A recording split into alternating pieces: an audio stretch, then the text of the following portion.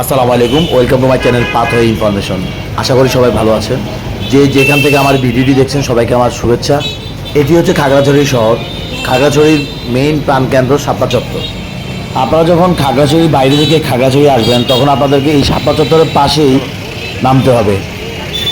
শাপলা চত্বরের পাশে বলতে যেখানে বাস কাউন্টারগুলো আছে একটু সামান্য দূরে, ওইখান থেকে শাপলা চত্বরের দূরত্ব হচ্ছে 10 টাকা অটো ভাড়া। এখানে পেয়ে যাবেন আপনি ভালো মানের খাবার, হোটেল, কেনাকাটার জন্য দোকানপাট। এখান থেকে আপনি কিনতে পারেন পাহাড়িদের বা উপজাতিদের তৈরি বিভিন্ন ধরনের পোশাক বা ওদের ব্যবহৃত জিনিসপত্র, ওদের খাদ্যদ্রব্য, এক কথায় উপজাতিদের তৈরিকৃত বা তাদের ব্যবহার করা বিভিন্ন ধরনের জিনিস আপনি এখানে পেয়ে যাবেন। আপনি যদি সাজেক বা লংগদু যেতে চান তাহলে আপনাকে এখান থেকে সিএনজি বা চাঁদের গাড়ি বা মাহেন্দ্র গাড়ি ঠিক করতে হবে, বা এখানে আপনি পেয়ে যাবেন।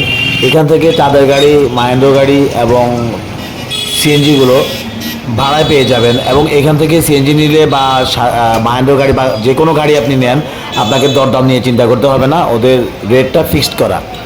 গাড়ি ভাড়ার রেটটা আমি আপনাদেরকে পরের ভিডিওতে জানিয়ে দিব। এই শাপলা চত্বরের পাশে রয়েছে বেশ কয়েকটি হোটেল বা গেস্ট হাউস। আমার কাছে পৌরসভার গেস্ট হাউসটি সবচেয়ে ভালো মনে হয়েছে এবং নিরাপদ মনে হয়েছে। এখানে পেয়ে যাবেন আপনি ভালো ভালো খাবার দোকান, যেমন মন্টানা হোটেলটি এখানকার নাম করা একটি হোটেল, এবং এই হোটেলে এসে আপনি যে কোনো ধরনের প্রবলেমে পড়লে ওদের কাছে হেল্প চাইলে তারা হেল্প করবে। ওই হোটেলের মালিক হচ্ছে রুবেল ভাই, যথেষ্ট ভালো মনের মানুষ এবং উনি যথেষ্ট হেল্পফুল। আপনি গাড়ি ভাড়া থেকে শুরু করে বা যে কোনো প্রয়োজনে আপনি তার সাহায্য নিতে পারবেন, সে কখনো না করবে না। আমার কাছে এই ভদ্রলোকটিকে খুবই ভালো মনে হয়েছে। যদি আপনাদের কখনো প্রয়োজন হয় তার সেবা নিতে পারেন।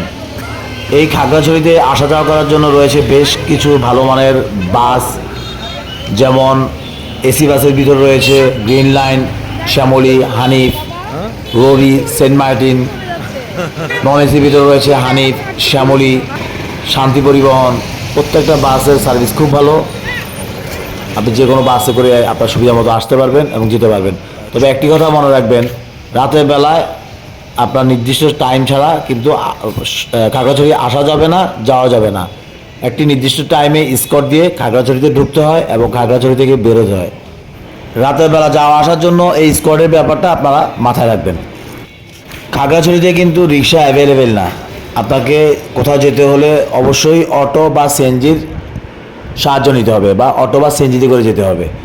এই খাগড়াছড়িতে রয়েছে বিভিন্ন টুরিস্ট স্পট মেইন শহরের আশেপাশে, যেমন রিসাইন ঝর্ণা, আলুটিলা পাহাড়, হেরিটেজ পার্ক। খাগড়াছড়ির ঝুলন্ত ব্রিজটি এই হেরিটেজ পার্কেই রয়েছে, আর ইচ্ছা করে গিয়ে দেখে আসতে পারেন আপনারা। এই ভিডিওর মাধ্যমে আমি আপনাদেরকে খাগড়াছড়ি সম্বন্ধে ছোট্ট একটি ধারণা দেওয়ার চেষ্টা করলাম, একটি পরিষ্কার ধারণা দেওয়ার চেষ্টা করলাম। যদি কারো উপকার আসে নিজেকে ধন্য মনে করবো। ভিডিওটি দেখার জন্য ধন্যবাদ। আমার চ্যানেলটি সাবস্ক্রাইব করবেন। আসসালামু আলাইকুম।